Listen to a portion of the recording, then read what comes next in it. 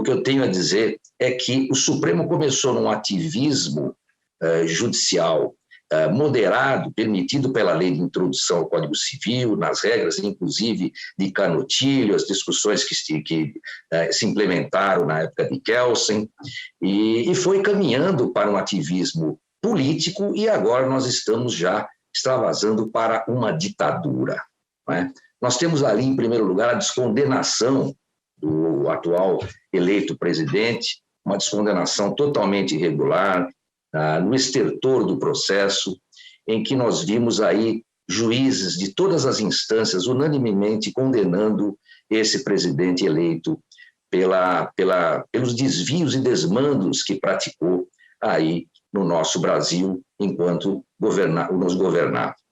Inclusive, a decisão tratou de assuntos já efetivamente cuidado nos autos por todos esses juízes. E numa penada, uns embargos de declaração, no habeas corpus, né, um rito absolutamente anômalo, houve essa descondenação. Ali eu já percebi que, pelo andar da carruagem, a situação ia realmente chegar no ponto em que estamos.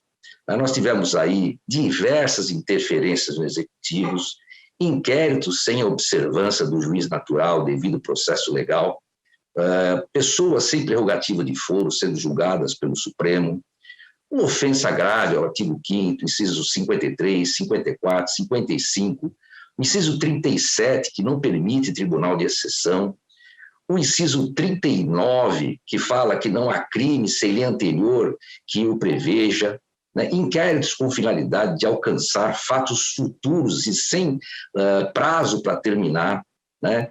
O desrespeito ao promotor natural, recusando o ministro Alexandre de Moraes arquivamento pedido pelo Ministério Público, isso é jurisprudência pacífica do Supremo, como é a última instância, o procurador-geral pedindo o arquivamento de inquérito, é obrigação do Supremo arquivá-lo, porque nós não temos o artigo 28 do Código de Processo Penal ali naquela instância, que é justamente o juiz recorrer ao superior do promotor para discutir o arquivamento. Então, como não existe a última instância do Ministério Público, o Supremo teria que arquivar irremediavelmente, é jurisprudência pacífica.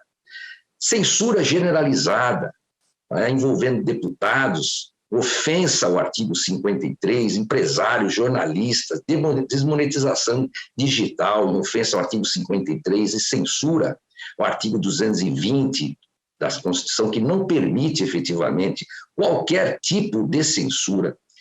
E a prisão de um deputado, inclusive a colocação de uma tornozeleira dentro da casa do povo, coisa que não se viu em momento algum nesse país. E, para completar, agora nós vimos o que aconteceu nessa eleição. Nós ficamos aqui estarrecidos com o depoimento do Fernando Serimedo, do Carlos Rocha, e o TSE não aceita efetivamente discutir ou pôr às claras esses defeitos que nós estamos vendo, esses vícios da nossa eleição, porque perder a eleição faz parte do jogo. Nós estaríamos conformados em perder a eleição. O problema é perder a eleição de uma forma suspeita, de uma forma bastante anômala, que nós estamos vendo aí, e sem a possibilidade de discussão do processo todo diante dessas questões graves levantadas pelos nossos técnicos. E a ferramenta é a censura, coisa totalmente proibida pela Constituição Federal, artigo 220, que não faz exceção, permite apenas ação de indenização, direito de resposta, mas nunca o impedimento, né, a lacrar qualquer que seja a pessoa de se manifestar, de expressar o seu pensamento, a sua opinião. Não se observou paridade de armas, nós tivemos ali decisões, inclusive, proibindo o candidato da situação de fazer a sua manifestação eleitoral a partir do Palácio do Alvorada. Ele é o presidente, a Constituição permite que ele permaneça no cargo disputando a eleição, a questão de não poder exibir imagens do 7 de setembro, enfim, uma série de situações que nós vimos essa falta de paridade de armas. E também a questão do radiolão, que foi exposta já aqui. Então, a situação em que nos encontramos é uma situação bastante complicada, como colocou aí, inclusive, o desembargador Sebastião. O Senado, infelizmente, como eu disse, já vem se acovardando, vem se omitindo. O presidente do Senado está prevaricando, efetivamente, não toma qualquer providência.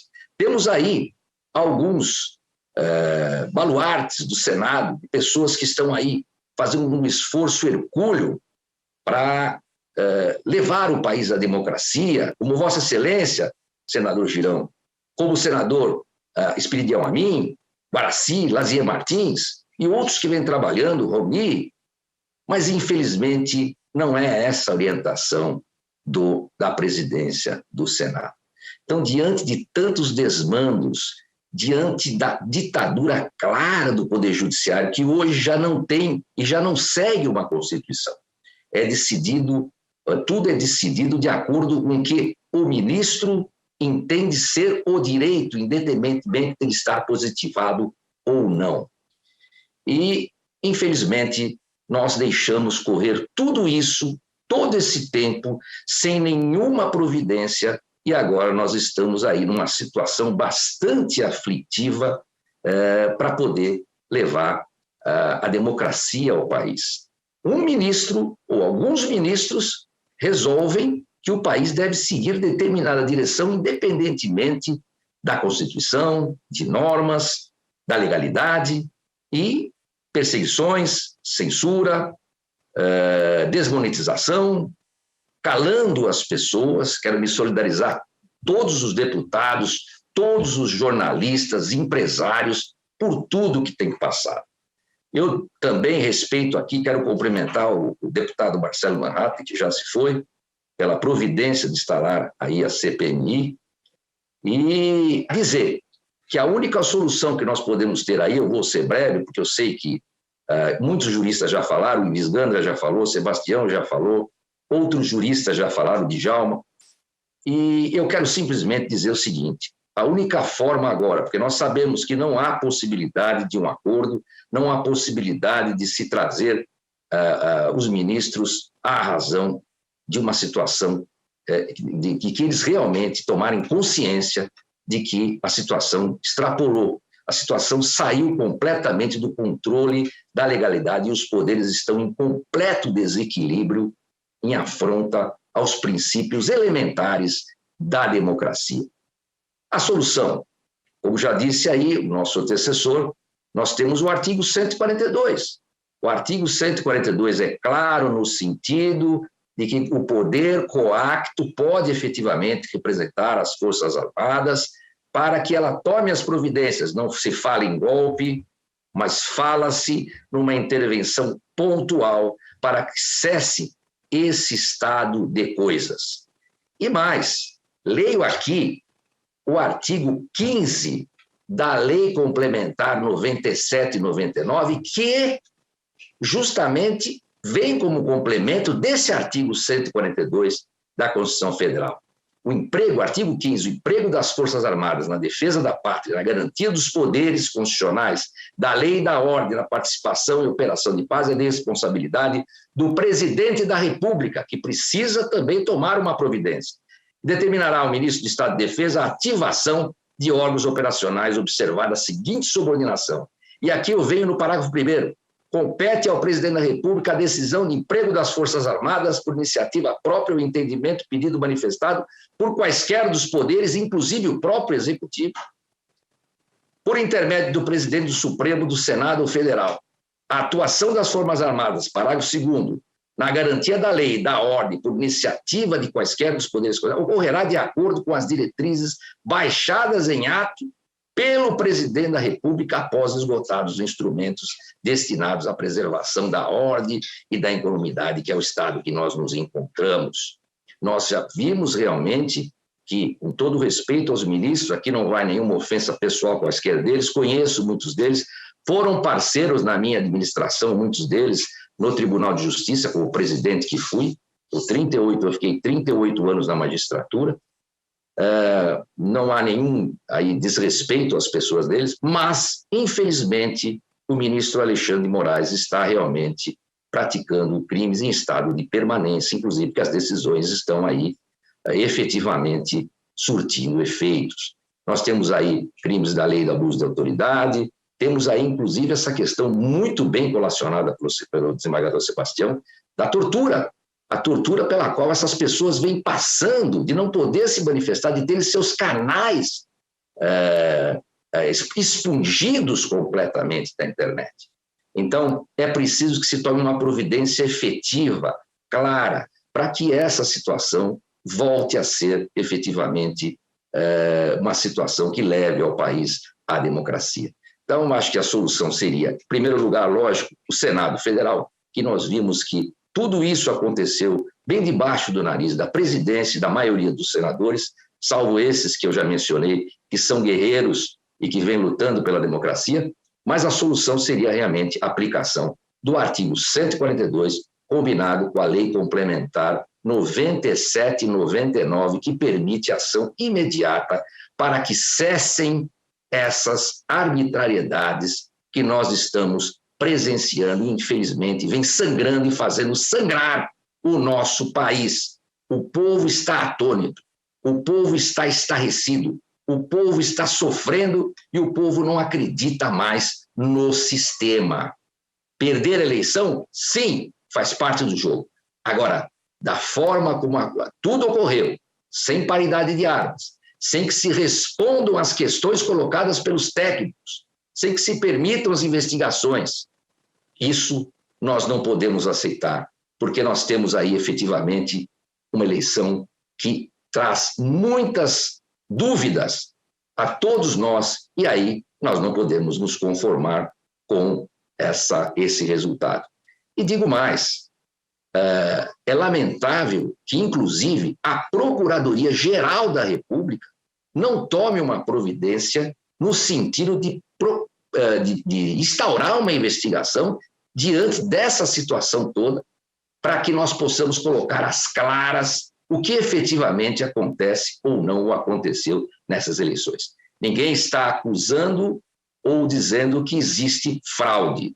Porém, há indícios sérios de irregularidades importantes que o TSE não pode deixar de responder. A justiça, ela tem que ter por princípio claro, em primeiro lugar, a transparência, a imparcialidade e o respeito à Constituição e à lei. É o que nós esperamos, senador Girão, e todos aí que estão me ouvindo, cumprimentar os deputados, os senadores, e nós estamos aqui vigilantes desse sentido e sempre à disposição dessa casa para o que precisar.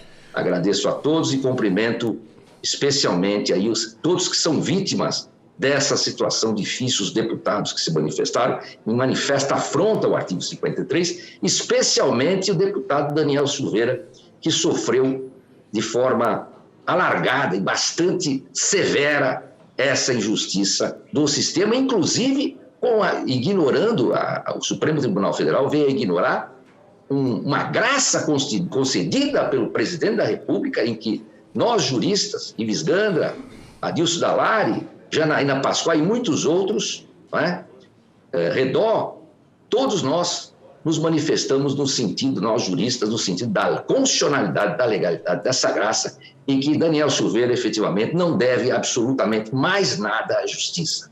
Então, esperamos que essa casa acorde, que os brasileiros acordem e também que nós partamos, inclusive, para uma decisão concreta, uma ação efetiva para que o Brasil volte aos trilhos da democracia, do respeito ao direito e à Constituição. Muito obrigado. Muitíssimo obrigado. Doutor Ivan Sartori, o senhor só não me fez confirmar se o Tribunal de Justiça do Estado de São Paulo é o maior do mundo. É verdade isso ou eu estou falando bobagem? Opa, um microfone para ele aqui, só para... O microfone, por favor. Não, ele está aqui. Ele está aqui conectado. Ele está querendo... Pronto, ok. Pronto. É o maior tribunal do mundo. Tivemos contato e tivemos em visita também na China, na Alemanha, na Europa, e vários tribunais. A China também, os tribunais são fracionados, né? Então, nosso tribunal realmente é o maior do mundo, com 360 desembargadores, 60 mil funcionários, um orçamento hoje de 13 bilhões ano, maior do que de alguns estados, inclusive, então, a maioria das capitais, e um tribunal que realmente recebe aí quase 20 mil processos dia para que sejam solucionados, e cumprimentar todos os meus colegas pelo trabalho que vem fazendo. Muito bem, doutor Ivan Sartori, ele foi presidente do Tribunal de Justiça do Estado de São Paulo, que, segundo o deputado Paulo Martins me lembrou aqui, o orçamento que ele acabou de citar do Tribunal de Justiça de São Paulo, com mais de 300 desembargadores, é maior do que o orçamento de Curitiba. Olha só que interessante.